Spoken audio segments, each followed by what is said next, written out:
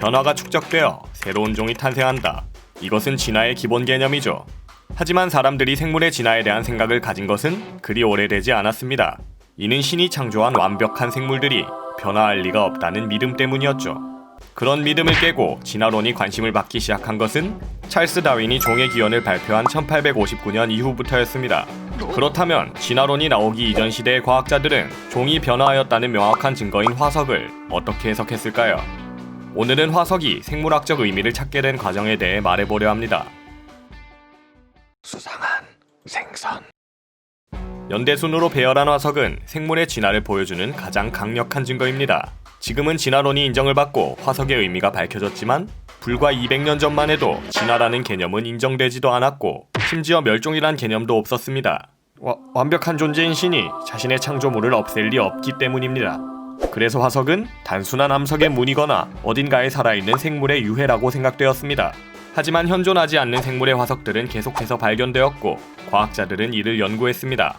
최초로 화석이 멸종의 흔적일 수 있다는 사실을 알린 것은 프랑스의 박물학자 조르주 퀴비에였습니다.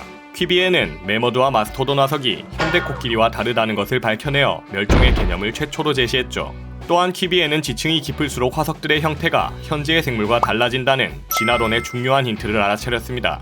하지만 퀴비에는 생물은 창조되었다는 종교적 신념이 있었기 때문에 이러한 발견이 진화로 이어지진 못했죠.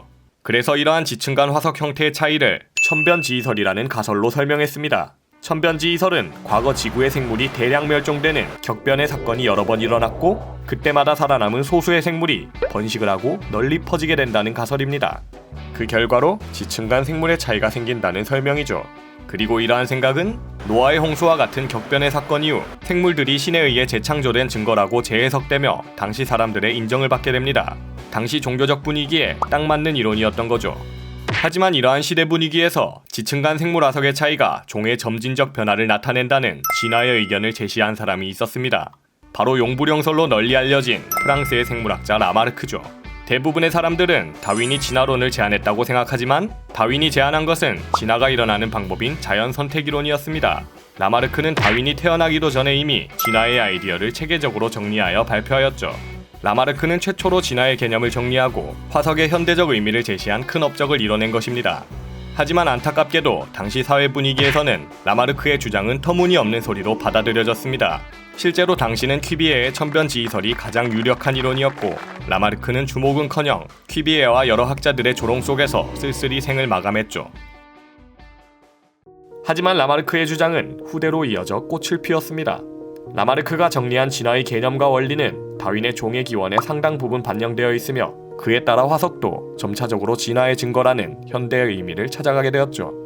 한 가지 안타까운 점은 이토록 위대한 업적에도 생전에 인정받지 못한 라마르크는 현대에도 다윈의 자연선택 이론과 비교되며 틀린 이론의 대명사로 취급되고 있다는 것입니다. 물론 진화의 방법적 측면에서 정확하진 못했지만 유전자와 DNA에 대한 아무런 이해가 없던 시절에 그는 최초로 진화의 개념을 체계적으로 제시한 뛰어난 학자였습니다. 사람들은 다른 사람의 업적보다는 실수에 더 주목하곤 합니다. 하지만 가끔은 실수보다 그 사람이 이뤄낸 것들에 대해 관심을 가져보는 건 어떨까요?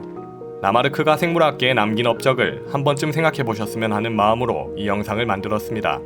재밌게 보셨다면 구독 부탁드립니다. 수상한 것들을 과학으로 밝힌다. 수상한 생선이었습니다.